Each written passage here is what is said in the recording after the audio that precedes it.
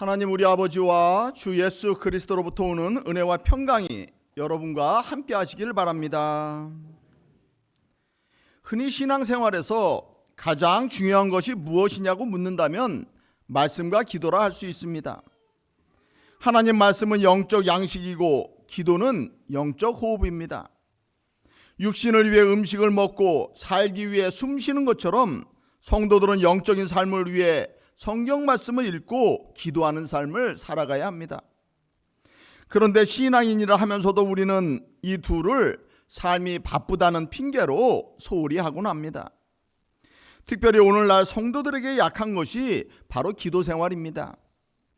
CBS 칼럼니스트 김종춘 목사님은 기도는 아무것도 할 수 없을 때 할 수 있는 것이자 내 힘으로는 다 할 수 있을 것 같은데 반드시 먼저 해야 하는 것이기도 하다라고 했습니다. 기도는 불가능을 가능케 합니다. 기도하지 않았는데 일이 잘 풀리고 행복하다면 그것은 영적 시험이 될 수 있으니 오히려 조심해야 하는 것입니다. 내가 충분히 내 힘으로 할 수 있는 일이라 생각되어도 반드시 하나님께 먼저 기도로 묻고 맡기는 습관을 가지시기 바랍니다. 문제가 생기면 여러분 힘으로 해결하러 들거나 다른 사람 도움을 구하지 말고 먼저 아버지 되시는 하나님께 믿음을 가지고 기도하시기 바랍니다. 그러면 선하신 하나님께서 당신의 뜻대로 가장 적합한 때에 또 방법으로 응답해 주실 것입니다. 저는 기도가 모든 상황을 변화시키는 능력이 있다라고 믿습니다. 기도는 고난의 상황을 변화시켜 축복이 되게 하는 능력이 있는 것입니다. 성도의 실패는 대개 기도 없이 결정하고 시도하고 또 추진하기 때문입니다. 기도하면 들어주신다는 믿음이 없어 실망하고 불평하고 원망하고 좌절하는 삶을 사는 것은 성도들의 태도가 아닌 것입니다. 기도할 때 여러분 인생이 바뀌는 것을 믿으시기 바랍니다. 하나님께서 여러분의 필요를 다 채워주실 것입니다. 수많은 신앙 위인들의 삶도 기도의 삶이었음을 우리는 기억할 필요가 있습니다. 아마 앞으로도 세상 살아가면서 여러 가지 고난과 어려움이 여러분 가운데 많이 찾아올 것입니다. 그때 사랑과 긍휼이 많으시고 선하게 돌보시는 아버지 되시는 하나님께 기도로 나아갈 수 있기를 소망합니다. 그런데 우리는 기도하면서 몇 가지 또 의심이 듭니다. 먼저 하나님이 정말 나의 기도를 들어주시는가 하는 의문이 들기도 하는 것입니다. 기도에도 응답이 더디고 삶은 회복되지 않고 힘들 때가 있는 것입니다. 더구나 정의로운 세상이 되기를 기도해도 세상 악한 이들이 더 흥하는 것을 볼 때 우리 마음은 의심과 낙담으로 가득 채워지곤 합니다.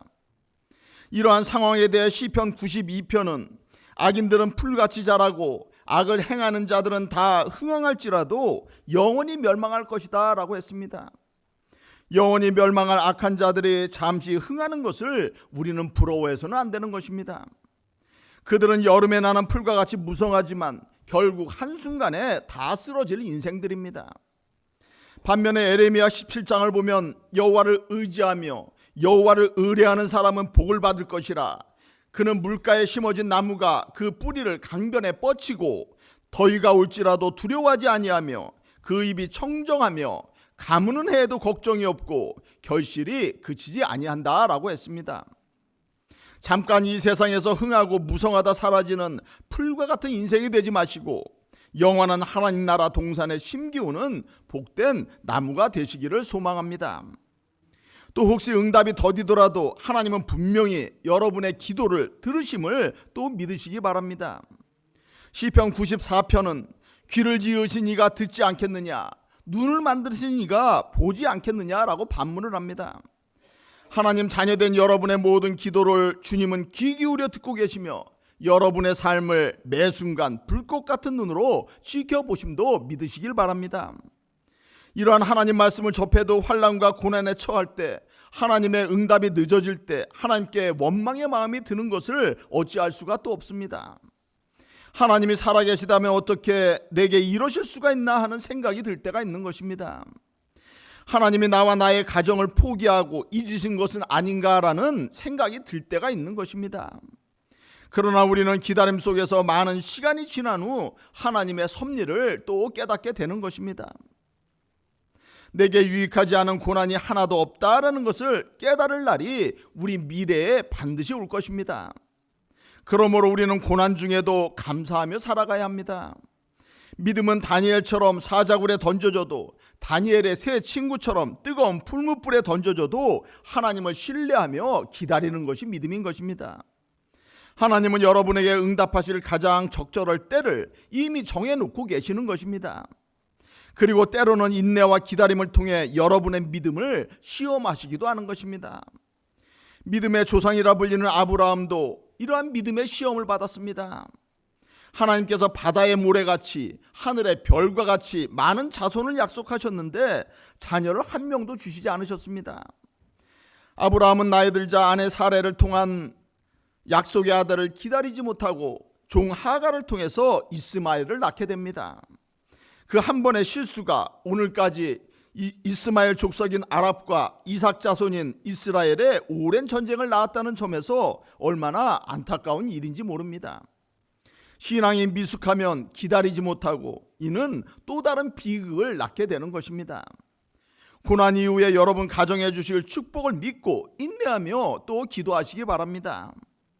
농부가 봄에 씨를 뿌리며 오래 참고 추수의 때를 기다리는 것처럼 인내로 응답을 기다리며 강구해 보시기 바랍니다. 야고보서 5장의 형제들아 주의 강림하시기까지 길이 참으라. 보라 농부가 귀한 열매를 바라고 길이 참아 이른 비와 늦은 비를 기다린다라고 했습니다. 농부가 씨앗을 뿌린 후 추수할 때를 기다리듯 마음을 굳건히 하고 주님의 은혜와 다시 오심을 소망 가운데 기다리며 살라라는 것입니다. 하나님의 선하심과 응답을 믿고 기다리며 기도하라라고 주님은 말씀하십니다. 또 다른 기도에 대한 의무는 하나님이 이미 우리가 필요한 모든 것을 알고 계시는데 굳이 우리가 기도해야 할 필요가 있는가라는 생각입니다. 기도 응답을 가장 많이 받은 사람으로 영국 브리스톨에서 고아원을 운영했던 조지 밀러를 우리는 들 수 있습니다. 그가 평생 5만 번 기도 응답을 받았다라고 했습니다.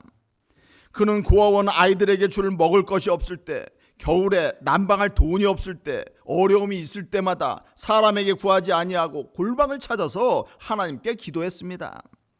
그렇게 간절히 부르짖고 기도할 때마다 누군가가 빵을 가져오고 재정을 채워주고 필요를 채우는 기적을 경험했던 것입니다. 그렇게 기도만으로 평생 약 1만 명의 고아를 돌보고도 재정이 또 남아서 여러 선교사들을 후원했다라고 합니다. 참으로 믿겨지지 않는 놀라운 일인 것입니다.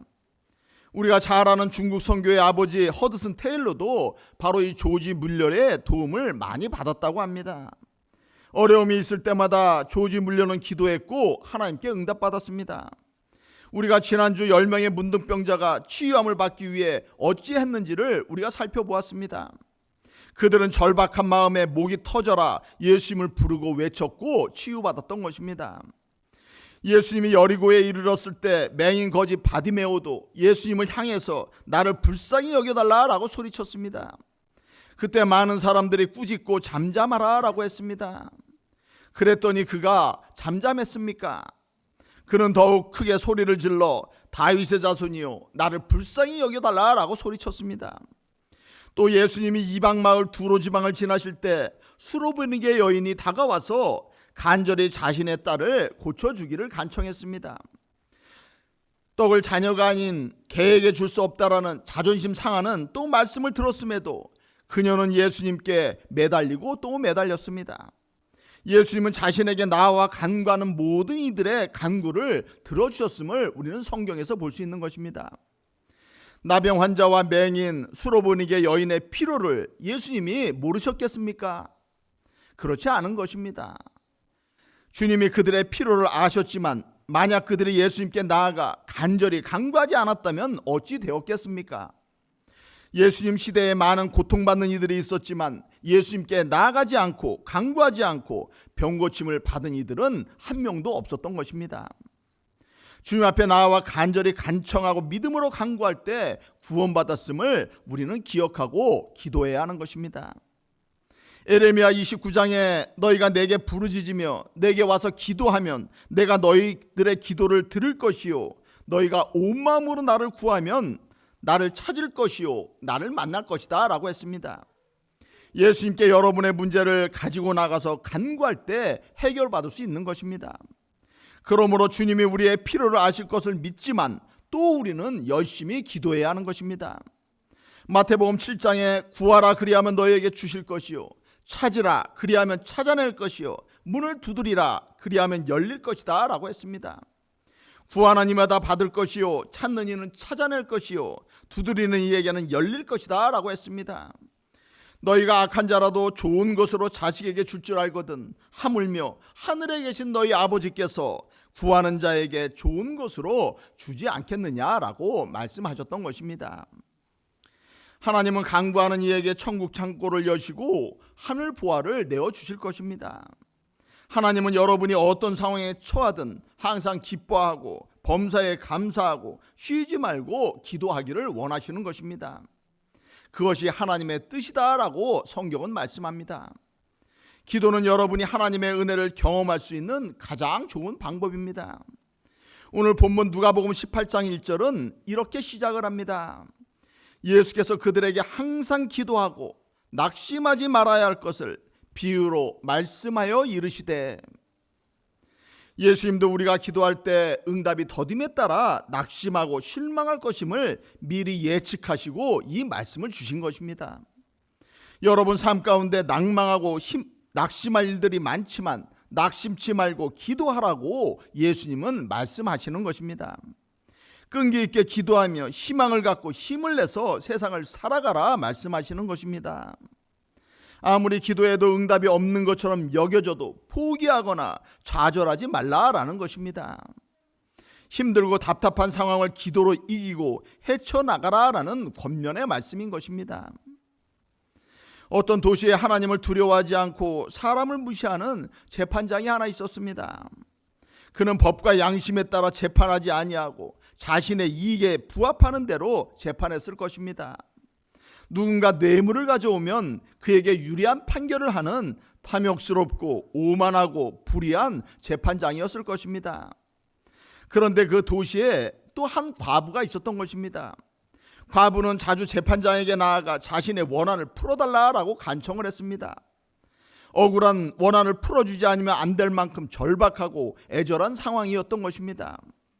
그녀는 자신의 억울함을 해결해 줄 사람이 이 재판관 외에는 없기 때문에 재판관의 거절에도 불구하고 계속 찾아가서 죽기 살기로 호소했던 것입니다. 그러나 재판관은 과부의 청원이 자신에게 별 이익이 없기 때문에 계속 무시해 왔습니다. 그런데 과부가 계속 찾아오니 그가 너무 힘들었던 것입니다. 내가 하나님을 두려워하지 않고 사람을 무시하나 이 과부가 나를 번거롭게 하니 내가 그 원한을 풀어주리라 라고 말을 합니다. 그렇지 않으면 늘 와서 나를 괴롭게 할 것이라는 생각이 그에게 든 것입니다. 여기서 괴롭게 한다라는 헬라어 히파피아조는 눈퉁이를 친다라는 뜻을 갖고 있습니다. 그녀가 실제로 재판장의 눈을 주먹으로 치는 일은 없겠지만 그만큼 그녀의 행위가 결연하고 절박함을 나타내는 것입니다. 재판관은 자신을 번거롭게 하고 괴롭게 귀찮게 하니까 할 수 없이 과부의 원한을 풀어주기로 결정을 한 것입니다. 이 말씀의 교훈은 낙심치 말고 끈질기게 기도하라라는 것입니다. 고난은 믿음의 시험이고 기도가 멈추면 하나님의 은혜와 역사가 중단된다라는 것입니다. 예수님은 하나님께서 그 밤낮 부르짖는 택하신 자들의 원한을 풀어주지 아니하시겠느냐라고 물으십니다. 하나님은 결코 불의한 재판관에 비교할 수 없이 자비롭고 선하신 분이십니다. 하나님은 온 세상을 공의로 다스리시고 긍휼이 많으시고 가난하고 어려운 자들을 사랑으로 대하시는 분이십니다. 불의한 재판장은 과부의 간구를 귀찮아했지만 하나님은 오히려 항상 기도하고 간구하라라고 우리 성도들에게 명령하셨습니다. 기도를 귀찮아하지 않으신다라는 것입니다. 주님은 낙심치 말고 아무것도 염려하지 말고 다만 모든 일에 기도와 간구로 너희 구할 것을 감사함으로 아뢰라라고 말씀하셨습니다. 하나님은 속히 그 기도를 또 들어주시겠다라고 약속하셨습니다.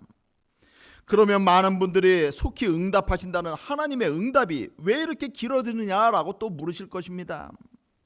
이 말씀은 모든 기도에 즉시 모두 다 응답하시겠다라는 뜻은 아닌 것입니다.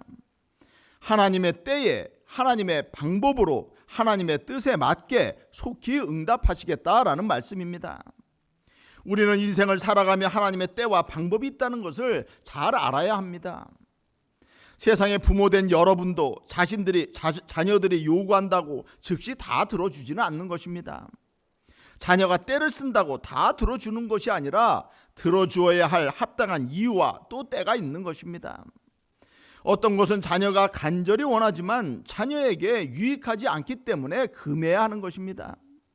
오히려 해가 될 수도 있음을 하나님이 잘 아시기 때문에 우리의 기도의 간구의 응답을 늦추시기도 한다라는 것입니다. 물질의 축복도 내가 그 물질에 대해 초연하며 관리할 수 있을 때 축복으로 주어지는 것이 축복입니다. 성숙하지 못한 이들에게 물질과 권력이 주어지면 자신도 불행하게 되고 또 남도 불행하게 되는 것입니다. 하나님은 어떤 때는 일부러 여러분의 믿음을 키우시기 위해 응답을 늦추시며 엄하게 훈련시키기도 하시는 것입니다. 기도응답 늦추심을 통해 인내를 배우게 하시고 하나님 앞에 겸손한 존재로 만들어 가시는 것입니다. 여러분이 크고 깊으신 하나님의 뜻을 다 깨달아 헤아리고 알 수 없는 것입니다. 그러나 하나님은 내 간구에 귀 기울이시고 나를 사랑하시는 선하신 하나님이시다라는 것은 분명한 사실인 것입니다. 여러분에게 늘 가장 좋은 것으로 응답해 주실 것을 믿고 기도하며 기다리시기 바랍니다. 믿음으로 산다는 것은 전지전능하신 하나님이 나와 함께 하심을 믿고 포기하지 않는 것이 믿음인 것입니다. 그런데 그 하나님의 은혜는 여러분이 사모하고 기도로 간구할 때 주어진다라는 것이 오늘 본문의 교훈이기도 한 것입니다. 루터는 먼저 기도는 절박한 마음을 가지고 해야 한다라고 말했습니다. 바른 기도라면 절박함에 매여 있어야 하고 우리를 짓누르는 그 절박함이 하나님을 향한 절박한 외침으로 나타난다라고 했습니다. 우리 인간은 할 수만 있으면 기도하지 않고 자기 힘으로 살아가려고 노력을 합니다. 그러다 안 되면 잠깐 기도하고 또 응답이 없다고 불평하고 포기하며 살아가곤 합니다. 기도는 하나님께서 여러분들에게 주신 특권인 것입니다. 하나님의 보물 창고를 여는 열쇠가 기도인 것입니다. 복음 전도자 스펄전은 우리를 기도하게 만드는 모든 것이 또 축복이다 했습니다. 여러분의 삶 가운데 어떤 문제가 있습니까? 믿음과 인내를 갖고 끈기 있게 기도하는 축복을 누리시며 살아가시길 바랍니다. 하나님의 뜻을 깨닫고 하나님의 뜻을 구하되 낙심하지 아니하고 항상 기도하기를 힘쓰는 복된 성도들이 다 되시기를 주님의 이름으로 축원합니다.